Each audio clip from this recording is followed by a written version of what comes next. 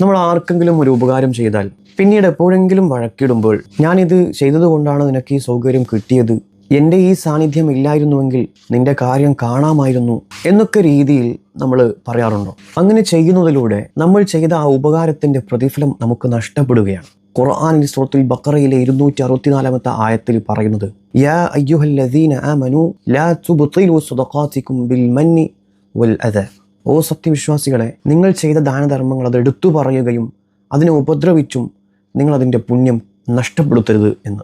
മറ്റൊരാൾക്ക് സഹായം ചെയ്യുക എന്നുള്ളത് അത് വലിയൊരു കാര്യമാണ്. യഥാർത്ഥ ദാനധർമ്മങ്ങൾ എന്ന് പറയുന്നത് അത് നിശബ്ദമാണ്. ചെയ്ത ദാനധർമ്മങ്ങൾ എടുത്തു പറയുക എന്നുള്ളത് അത് അഹങ്കാരത്തിൻ്റെയും ലക്ഷണമാണ്. നമ്മൾ ചെയ്ത കാര്യങ്ങൾ ഓർമ്മിച്ച് മറ്റൊരാളെ ചെറിയവനാക്കാനുള്ള എന്ത് അധികാരമാണ് നമുക്കുള്ളത്? അതുകൊണ്ട് നമ്മൾ ആർക്കെങ്കിലും ഒരു ഉപകാരം ചെയ്തിട്ടുണ്ട് എങ്കിൽ അത് മറക്കുക എന്നതാണ്. എന്നാൽ ഉപകാരം സ്വീകരിച്ചവരോ അത് എന്നും ഓർക്കുകയും വേണം. ഇതാണ് ഒരു ഉത്തമ മനുഷ്യന്റെ ലക്ഷണം എന്ന് പറയുന്നത്. അള്ളാഹു നമ്മുടെ അമലുകൾ സ്വീകരിക്കട്ടെ.